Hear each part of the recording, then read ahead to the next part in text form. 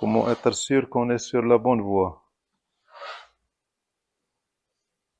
Il y a deux moyens. Il y a la raison, il y a le cœur. On peut savoir ça par la raison et par le cœur. La raison, c'est Shara'. Shara' Rasulullah sallallahu alayhi wa sallam. Donc on sent que la voie nous rapproche d'Allah subhanahu wa ta'ala et de la crainte d'Allah subhanahu wa ta'ala, de la crainte du péché et de l'amour de l'adoration. Ça veut dire qu'on est sûr, parce que notre voie, elle est bien cernée par la charia, par la loi divine. Tant qu'il y a cette voie respecte la charia et nous incite à respecter la charia, on est sur la bonne voie. Ça, c'est avec la tête. Quand cheikh commence à te demander quelque chose en dehors de charia, même s'il te fait dévier de la charia d'un poil, mais tu juges pas toi-même. Tu dis pas, cheikh, il a fait ça contre charia. Tu viens chez cheikh et tu lui as dit, tu as fait ça. Et j'ai des doutes. Est-ce que tu peux m'éclairer? Ne prends pas ta décision dans ton petit coin et ton jugement et tu t'en vas. Ta décision et t'en vas. Non. Tu viens chez cheikh et tu lui dis, j'ai vu ça, bien tu as fait ça. Est-ce que tu peux m'éclairer sur le sujet? Et j'ai l'impression que c'est pas dans la charia. Parce que il y a des jeunes qui ont cette prétention de connaître Sharia et qui disent que, par exemple, que ceci, c'est pas conforme à Sharia et qui jugent et parlent autour d'eux. Et ça, c'est très grave.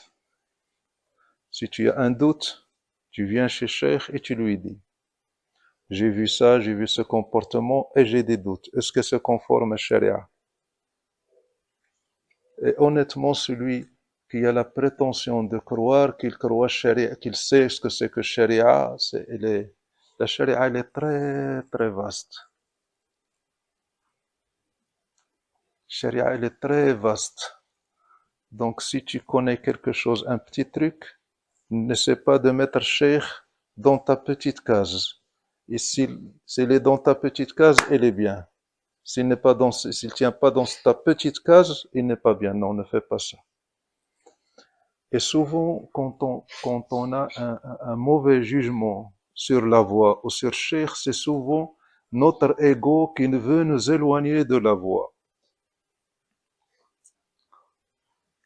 Il voit que la voie, elle a besoin d'engagement. Il n'y a pas plus dur pour un nafs que l'engagement. Un nafs, l'ego, il veut tout faire sauf s'engager. Il ne veut pas s'engager, il n'aime pas l'engagement. Je viens, j'écoute la leçon, c'est gentil, c'est beau, les paroles sont bien, merci beaucoup, bonne soirée, au revoir. Le nafs, c'est ce qu'elle aime. Même quand on assiste à une leçon, on dit Alhamdulillah, c'était une belle leçon, on a passé un bon moment. Et puis on s'en va. Et là, quand tu dis qu'il faut t'engager, que c'est une voie, que l'islam c'est une voie, il faut s'engager, il faut cheminer, il faut faire un effort, il y a des règles, il te dit non, non, non, non, non, non, ça, je veux pas. Je viens assister à tes leçons, tu es bien gentil, mais ça, donc quand l'ego ne veut pas s'engager, il a peur de l'engagement, il essaie de trouver des défauts dans la voie. Et quand on cherche un défaut, on le trouve. On le trouve toujours. Et quand on le trouve, on dit Alhamdulillah, j'ai trouvé un défaut. Je vais m'éloigner. Et quand quelqu'un lui demande pourquoi tu as laissé tomber la voie, il lui dit parce que j'ai trouvé un défaut. Cheikh, il a fait ça, ça, ou bien il a dit ça, ça, et il le dit, il a la conscience tranquille maintenant, parce qu'il n'a pas fait ça, parce qu'il l'a fait pour défendre la charia, hein, parce que ça c'est très grave. S'il y a un reproche à faire, on le dit à Cheikh. S'il y a un doute, on le dit à Cheikh.